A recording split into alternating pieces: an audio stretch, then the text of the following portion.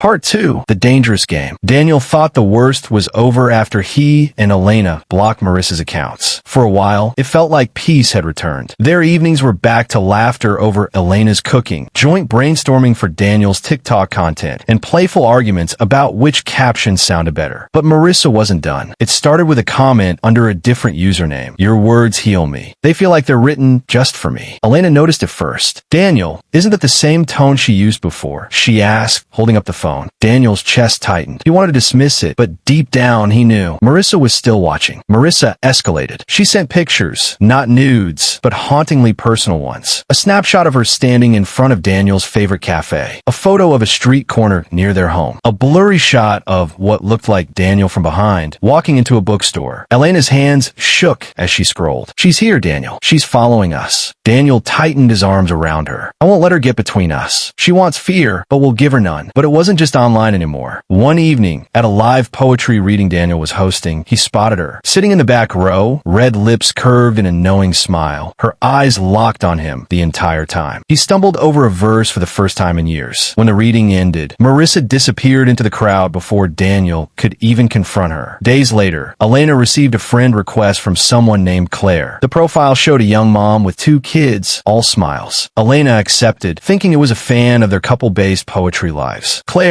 began chatting with her, encouraging her, asking about marriage life, even praising Daniel's dedication. But one night, Elena scrolled back through the messages and froze. Hidden among the cheerful lines was a slip-up. I knew Daniel before you ever did. He's mine, you'll see. Elena's stomach dropped. Claire wasn't real. It was Marissa. She confronted Daniel. His face hardened as he realized how deep Marissa's obsession ran. She's not just after me. She's trying to crawl into our marriage. The final straw came when Elena received an envelope in their mailbox. Inside was a printed picture of Daniel from years ago, back in college, smiling at a poetry event. On the back, in looping handwriting, I love him first, and I'll love him last. Daniel's blood ran cold. He had never met Marissa back then, or so he thought. That night, while Elena slept, Daniel dug through old photos and event flyers stored away in boxes. His heart nearly stopped when he saw her face in the background of an old poetry slam picture. Years ago, watching him just like she did now. Marissa hadn't just found him by chance. She had been waiting for him, watching him. Daniel decided enough was enough. With Elena by his side, they planned a public meeting at his next reading, where security and close friends would be present. When Marissa arrived, dressed elegantly, as if it were a date, Daniel walked right up to her. Why me, Marissa? Why us? Her eyes shimmered with tears and madness all at once. Because you called me. That night, when you said, you don't have to wait that long for me to come for you. You were speaking to me. You always were. Even years before TikTok, you spoke the words my soul was waiting to hear. Elena stepped forward, her voice sharp but steady. He wasn't calling you. He was speaking to the world, but you twisted it into something it never was. Marissa's face crumpled, shifting from rage to despair. Before she could lash out further, security escorted her away. Life slowly returned to normal. Daniel and Elena resumed their nightly TikTok sessions, still involving each other in every video, stronger than ever after facing the storm. But sometimes, when Daniel scrolled through his comments, he paused at unfamiliar usernames. One in particular caught his eye. Love never dies. It only hides until it's ready to bloom again. He quickly blocked it, but his hands trembled because deep inside he knew Marissa wasn't truly gone.